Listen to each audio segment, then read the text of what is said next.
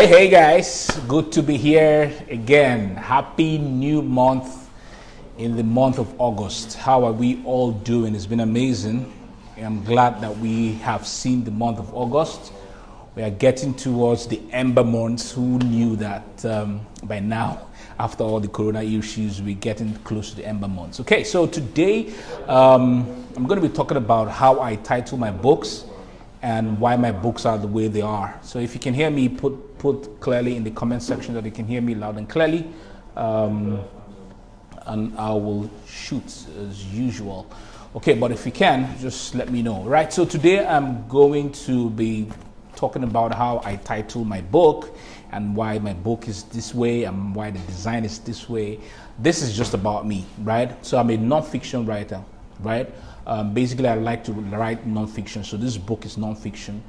This doesn't mean that this is universal, but you can learn one or two things from me regarding how you can title your book to make your book to really sell. Okay, all right. So when I decided to write this book, this book is about book marketing, how people can market their books and make lots of money from marketing their books, their published books. I began to think about my titles, and follow me as I begin to share with you about this, how I eventually came about titling this book, Your Book Will Sell. So first and foremost, I thought about book marketing mastery. I'm like, okay, I began to reflect upon it. Book marketing mastery wasn't really connecting the way I wanted it to connect. And for me, it looked as if it was too technical. It was something that could make people start to think a whole lot. Book marketing mastery. So it could throw some people off. They could be thinking, is it about the techniques of marketing or how to market the product or whatever it is that is there, right? So I decided not to go ahead with that particular title. Then I began to reflect again, and I began to think, okay, because I'm talking about making lots of money, can I title it 9-figure author? But then I began to think about it. Many people have bastardized this figure thing, 6 figures, 5 figures, 7 figures, and all that. I said, okay, this could piss some people off and throw them off, and they wouldn't want to come to connect with the book. So I thrashed that particular title. And then I began to think again deeply. Then one day I woke up in the morning and I began to think, because this book will be sold first and foremost to Nigerians, what is it that could move Nigerians? And I began to think about our culture.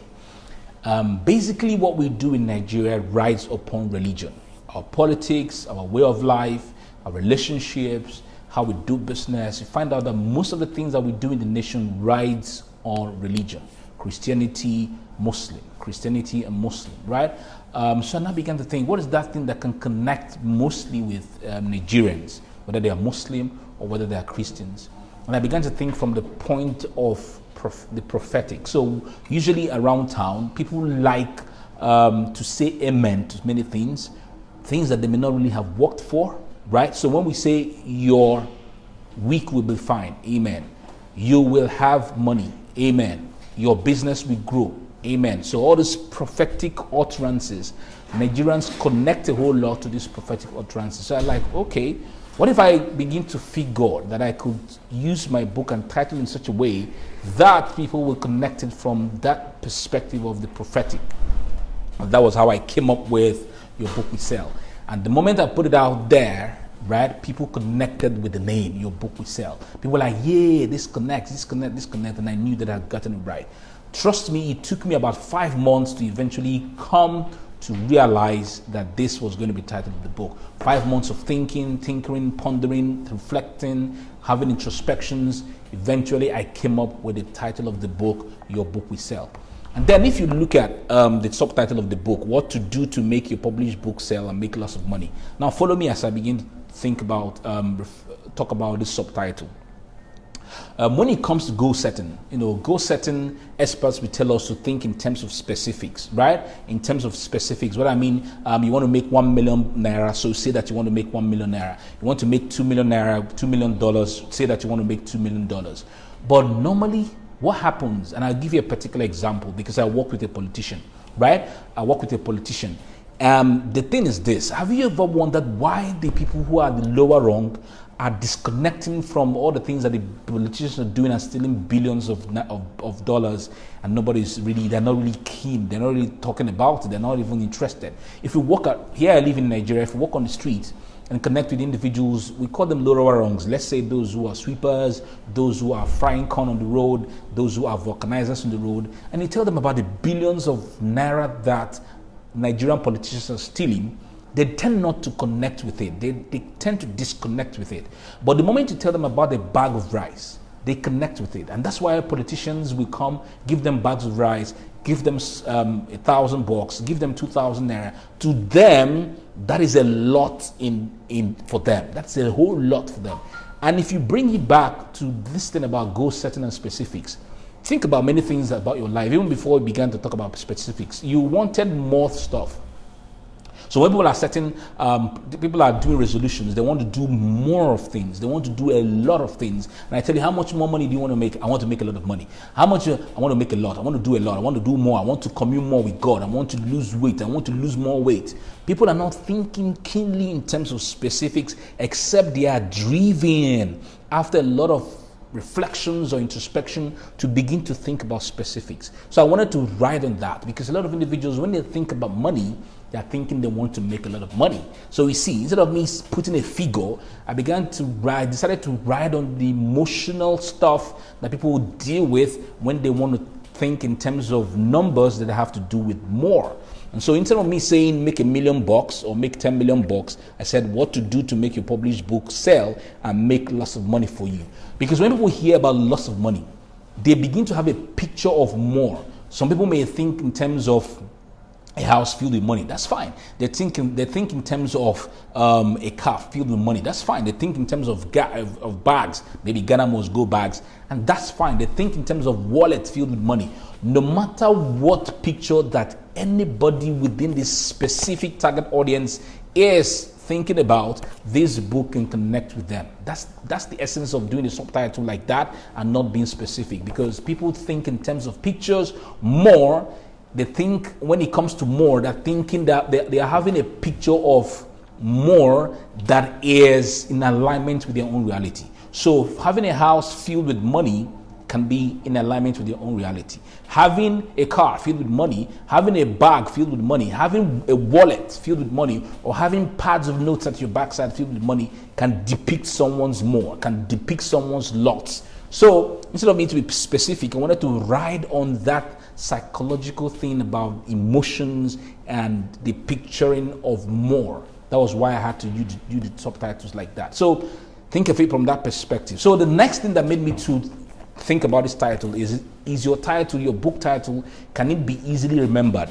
Not the type somebody wants to remember your book. And that's why I decided to use 4 words maximum. For my books, I like to do 4 words maximum. Let me give you titles of all my books. Addicted to Writing, 3 words. Madmen Speak Revelations, 4 words, right? Abandoned Adults, 3 words, right? Forfeit 5, 3 words. Almost all my books do not pass, their titles do not pass 4 words, because I feel that by the time you are getting to more than 5 words, it becomes a lot of work for people to begin to remember your books. 1 title is good. Now Waiting Self, which was a book I launched last year, 3 words. So if you check, all my books have just maximum 4 words, because I want people to remember my book. Not when they want to remember my book, they're thinking, is this that? Is this, is that? So I want, remembering the title of your book is very, very, very, very, very critical, right? It's important for you to know that when people remember your book, it's easier for them to tell other people about the book, not when they struggle to remember the title of your book. So that's why my titles are maximum 4 words. So think about the title of your book. Can you put them together in a way that people can remember your book? Yes, your subtitle can be a little bit longer, but your title should be easily remembered. Closely related to that, is it hashtagable? What I mean, can you form a hashtag around the book? Can you form a hashtag around the book? So if you check all my titles in my books, I can hashtag them, right? So for this one, your book we sell is a hashtag. and I'm making it to be very noticeable on Instagram. So anytime that I'm going on Instagram, I'm posting stuff about my book, I'm putting your book we sell, and that hashtag can be visible to people. What that will do is, if people around the world are writing about book marketing, maybe other experts are writing about book publishing, marketing and all that, my hashtag can come up because it is related to marketing of books.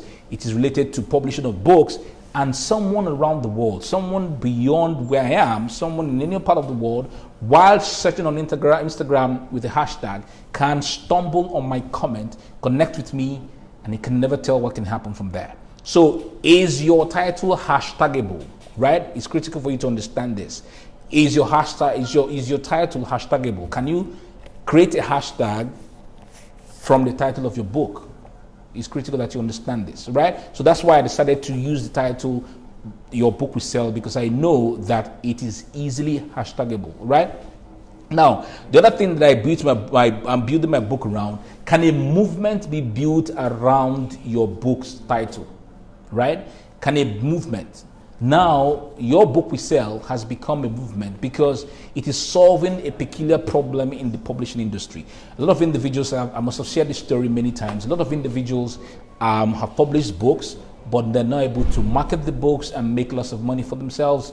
Some have put on Amazon, some have launched them physically, but they're not making lots of money. So I saw that there was a gap that I could come in to plug. I saw that there was something that people needed as a solution when it comes to publishing their books and marketing. And that was why I decided to plug the gap, right?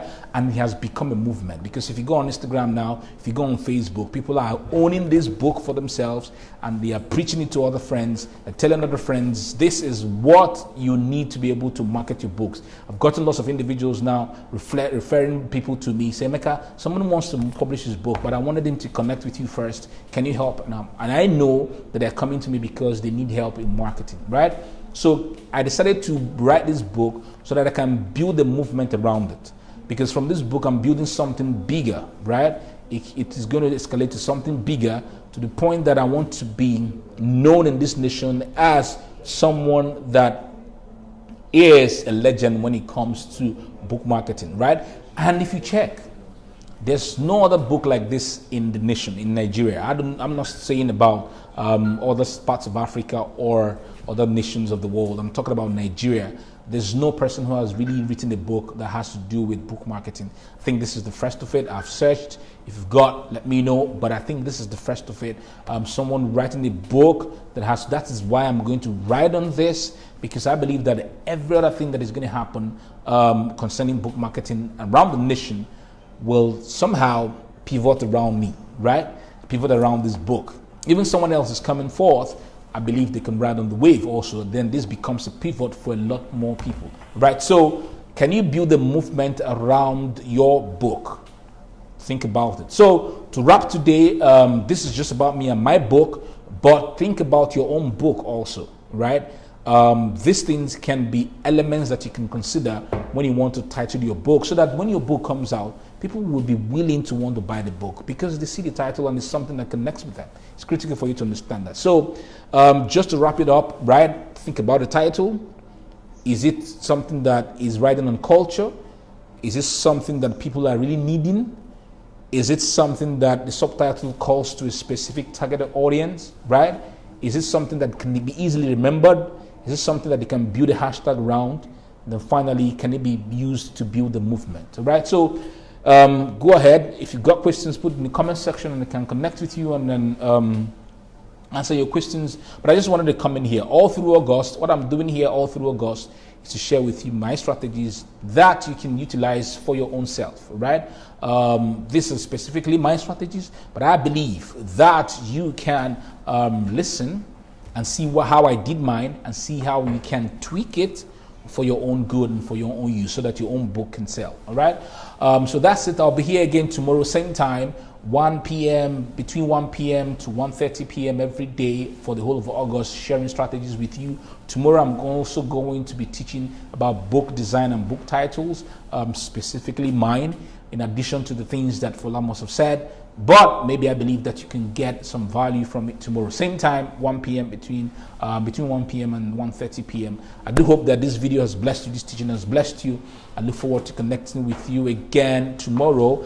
If you have gotten a copy of your book, please send me all through August. I want to showcase everyone here, right?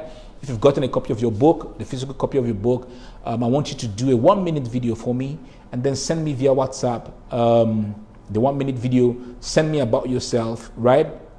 I want to talk about you, not necessarily about the book, but about you as a brand, because I believe that I've got some level of influence. People can follow you and connect with you and all the things that you do. So send me a great selfie of you with the book first, a 1-minute video of you first, of you with the book and what you think about the book. Then you send me a short written piece, maybe about 200 words of 150 words about what you do and your Instagram handle, so that I can put out your video on Instagram and people can follow and connect with you. All right, so thank you very much. Your book will sell. Ciao.